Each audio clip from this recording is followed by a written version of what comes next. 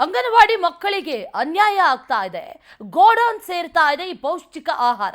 ಮಕ್ಕಳಿಗೆ ಹಂಚಬೇಕಾದಂತ ಆಹಾರದ packet godown ನಲ್ಲಿ ಪತ್ತೆಯಾಗಿದೆ. ಮಕ್ಕಳ ಹೊಟ್ಟೆ ಸೇರ್ಬೇಕಾಗಿತ್ತು, ಆದ್ರೆ ಆ ರೀತಿ ಆಗ್ತಾ ಇಲ್ಲ. ಗೋಡೌನ್ ಸೇರ್ತಾ ಇದೆ.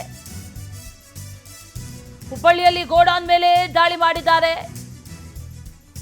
ಅಧಿಕಾರಿಗಳು. ದಾಳಿ ನಡೆಸಿದಂತ ಸಂದರ್ಭದಲ್ಲಿ ವಿಚಾರ ಗೊತ್ತಾಗಿದೆ.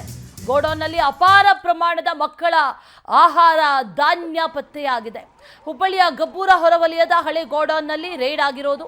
ಹಳೆ ಪ್ಲಾಸ್ಟಿಕ್ ವಸ್ತುಗಳನ್ನು ದಾಸ್ತಾನು ಮಾಡಲಾಗಿತ್ತು. ಅಲ್ಲಿ ಗೋಡೌನ್ ಮೇಲೆ ಉಪವಿಭಾಗಾಧಿಕಾರಿ ಡಾಕ್ಟರ್ ಶಾಲಂ ಹುಸೇನ್ ದಾಳಿಯನ್ನ ನಡೆಸಿದ್ದಾರೆ. ಮಕ್ಕಳ ಮತ್ತು ಮಹಿಳಾ ಕಲ್ಯಾಣ ಇಲಾಖೆ ಅಧಿಕಾರಿಗಳು, ತಹಶೀಲ್ದಾರ್ ಇವರೆಲ್ಲರೂ ಕೂಡ ಭಾಗಿಯಾಗಿದ್ದಾರೆ ಅನ್ನುವಂಥ ಆರೋಪ ಈಗ ಕೇಳಿ ಬರ್ತಾ ಇದೆ.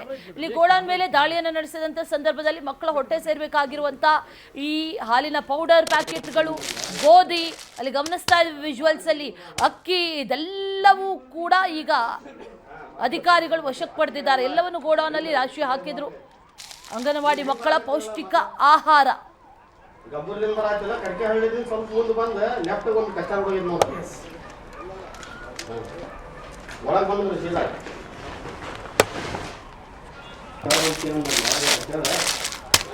ಬಾಗಿಲಿಂದ ಮುಂದೆ ಬಾ ಹಂಗೆ.